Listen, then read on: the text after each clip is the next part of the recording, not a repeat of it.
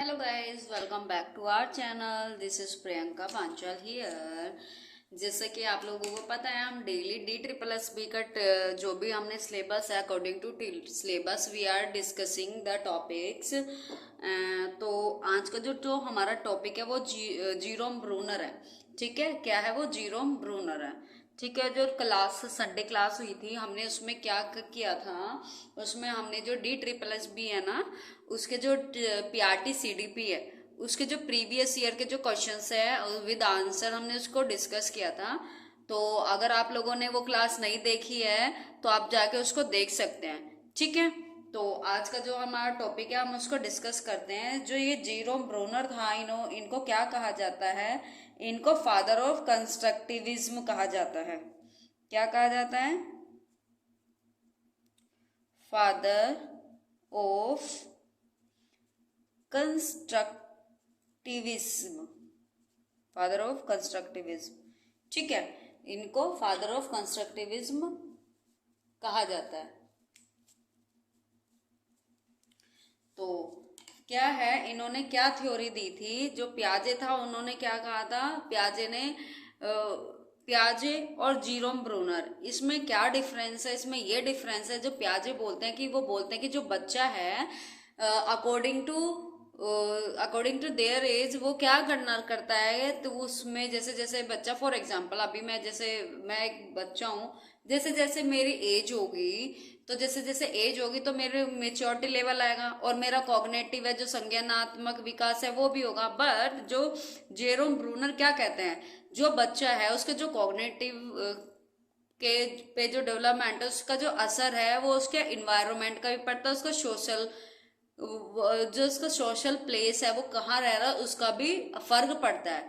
ठीक है, ये बोलते हैं कि जो बच्चा है वो अपनी नॉलेज को खुद कंस्ट्रक्ट करता है, और जो नॉलेज है बच्चे की जब वो कंस्ट्रक्ट करता है तो क्या होता है, वो कंस्ट्रक्शन जो नॉलेज है वो प्रीवियस नॉलेज पे ज्यादा डिपेंड करता है। ठीक है, फॉर एग्जाम्पल अगर मेरे को मैं आपको बोलती हूँ कि ऐसे लिखो काओ पे, तो सबसे पहले क्या करोगे? आप पेन को ऐसे पकड़ोगे। क्या करोगे? पेन को ऐसे पकड़ोगे।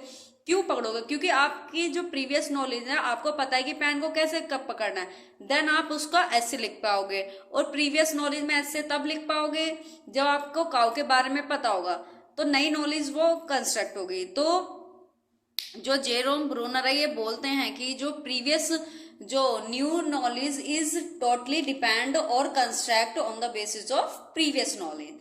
ठीक है, तो इन्हें फादर ऑफ कंस्ट्रक्टिविज्म कहा जाता है। इन्होंने दिया है डिस्कवरी लर्निंग मेथड दिया है, या डिस्कवरी लर्निंग थ्योरी दी है। Discovery learning. ठीक, इन्होंने डिस्कवरी लर्निंग थ्योरी दी है, या फिर बोल सकते हैं डिस्कवरिंग लर्निंग मेथड। मतलब इनका कहना है कि जो बच्चा जो है लर्निंग करता है कि अगर मैं उसको कुछ खोज करने के लिए दूं वो क्या होता है। फॉर एग्जाम्पल मैं बच्चों को बोल रही हूँ, बच्चा प्लेग्राउंड में गया, अब वो देख रहा है कि वो वहां पे कुछ फुटबॉल खेल रहे हैं, तो जब वो वहां से उसको देख के वो ऑब्जर्व करेगा, उसकी जो नॉलेज है वो कंस्ट्रक्ट होगी, उसको पता चलेगा कि कौन सी टीम में कितने प्लेयर्स होते हैं। ठीक है, किस तरीके से बॉल को किक करना होता है, वो हर तरीके, और किस तरीके से जो बॉल है वो उसको थ्रो कर रहे हैं, फेंक रहे हैं। तो क्या होगा, तो बच्चों को ये तो पता है कि बॉल को कैसे होल्ड करना है।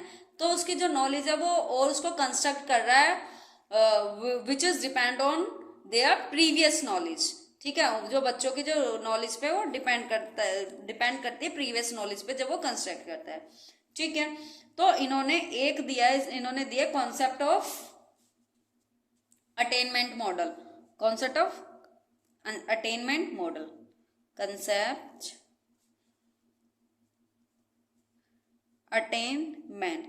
जो भी मैं आपको ये पॉइंट्स लिखवा रही हूँ ये जो हैं ये अभी तक के जो प्रीवियस ईयर पेपर हुए, चाहे वो टेट का हुआ हो, DSSS के में तो आए ही हुए हैं, तो ये काफी इंपॉर्टेंट्स हैं, तो आप इसको लर्न कर ले और समझ लीजिएगा। ठीक है, कॉन्सेप्ट ऑफ अटेनमेंट मॉडल क्या होता है? What is concept of attainment model? इसमें क्या होता है, जब हम कोई बच्चा है उसको सबसे पहले हम क्या करते हैं, फॉर एग्जांपल एप्पल के बारे में उसको बताना है, हम उसको एप्पल को दिखाएंगे। सबसे पहले हम रेड कलर का एप्पल दिखाएंगे, उसको उसके कलर के बारे में बताएंगे, उसको उसका टेस्ट के बारे में बताएंगे, उस हम उसको हर चीज के बारे में बता देंगे कि वो होता कैसा है।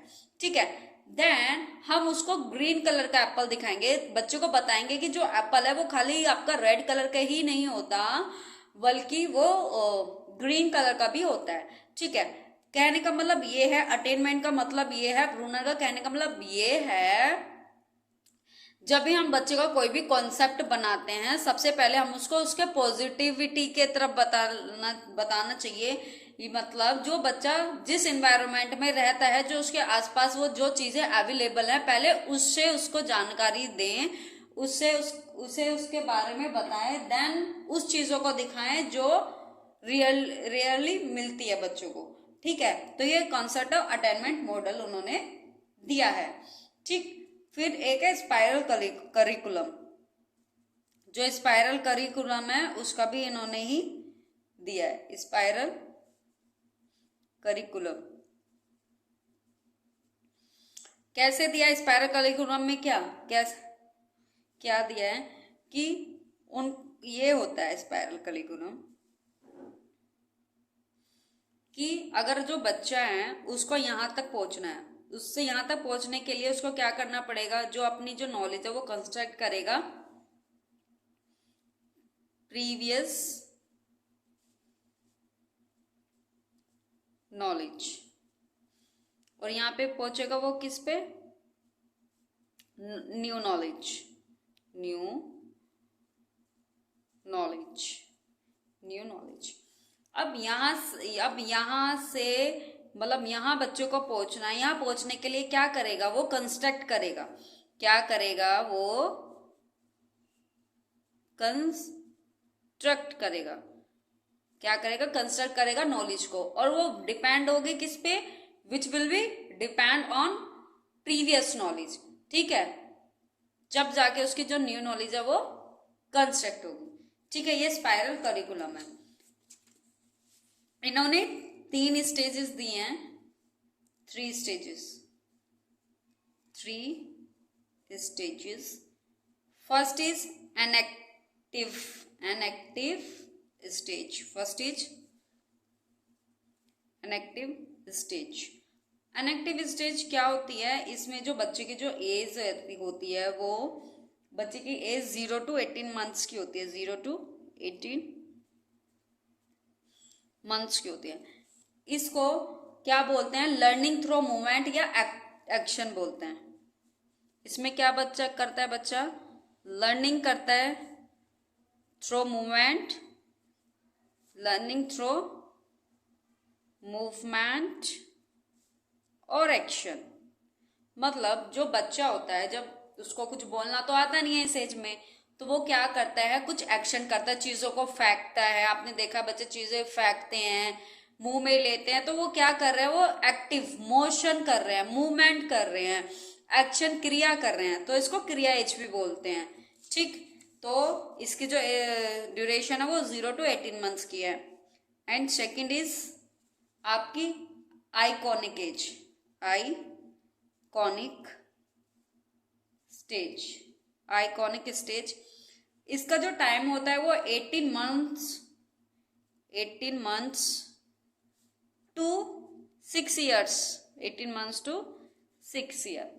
अब इसमें क्या होता है, बच्चों को इमेज दिखाते हैं, पिक्चर्स दिखाते हैं। अब बच्चों को ये थोड़ी है कि A4 एप्पल डायरेक्ट सिखाओ, वो दिस इज रॉन्ग मेथड। ठीक है, तो बच्चों को उससे पहले हम चीजों को दिखाएं कि ये एप्पल है, बच्चा खुद ही ऑब्जर्व कर लेता है, बताने से ज्यादा बच्चा देख के ही चीजों को ऑब्जर्व कर लेता है, उसके माइंड में वो इमेज बन जाती है। तो बच्चों को हम क्या दिखाते हैं, चीजें दिखाते हैं, ये एप्पल है, ये लीफ है, इसका स्ट्रक्चर ऐसा है। बच्चा बाहर जाता है, वो व्हीकल्स देखता है कि कार इसमें 4 पहिए होते हैं, 4 व्हील होते हैं, जो ऑटो होता है उसमें 3 व्हीलर बोलते हैं कि बिकॉज उसमें क्या होता है, 3 व्हील्स होते हैं। तो इस तरीके से बच्चा ऑब्जर्व करता है कि बस किस तरीके से की होती है, ट्रक क्या होगा, जेसीबी क्या होगा। मीन्स बच्चे को इमेज दिखाओ, दिखाते हैं स्टेज में, तब जाके बच्चा वो सीखता है। ठीक, next and last stage is symbolic stage, which symbolic stage, symbolic stage. इसमें क्या करते हैं, इसको बोलते हैं रीडिंग। इसमें बच्चा क्या करता है, रीडिंग करने लगता है। इसकी जो इस एज में बच्चे की एब्स्ट्रैक्ट सिंबल्स करने लगता है, सिंबॉलिक करता है, थॉट करने लगता है। एक क्वेश्चन ये आता है कि ये जो 3 स्टेजेस हैं, कौन सी स्टेजेस पियाजे की स्टेजेस से मैच करती है। अब ये जो इनएक्टिव स्टेज है वो पियाजे की सेंसरी से मैच करती है। किससे? सेंसरी, जो 0 to 2 years की थी इन पियाजे की थ्योरी में। ठीक, जो आइकॉनिक स्टेज है वो किससे रिलेट करते हैं? Pre operational, pre operational stage से, ऑपरेशनल स्टेज पियाजे की। ओके, जो सिंबॉलिक स्टेज है ये मैंने बोला ना कि एब्स्ट्रैक्ट सिंबल्स आ जाते हैं बच्चे में, तो एब्स्ट्रैक्ट थिंकिंग कब आती है पियाजे के स्टेज में, वो हम पढ़ चुके हैं। ठीक है, आप उसको रिकॉल कर सकते हो जाके वीडियो देख के। तो वो किस में होता है आपका? फॉर्मल में होता है, फॉर्मल स्टेज। ठीक, ये 3 स्टेज है जो इन्होंने दी हैं, जो हमने इसको डिस्कस करी है। और इन्होंने इनके बारे, इनकी कुछ बुक्स हैं।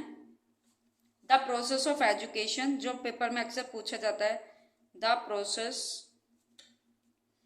ऑफ एजुकेशन किसने दी है? तो आप वो लिखोगे जेरोम ब्रूनर ने। नेक्स्ट है, नेक्स्ट कौन सी है? Acts of meaning, acts of meaning ये दी है। Next, toward a theory of instruction, toward a theory of instruction. जो ये तीनों बुक्स हैं ये जेरोम ब्रूनर ने लिखी हैं। मैं ब्रैकेट में लिख देती हूँ, ये बुक्स है। ठीक, बुक।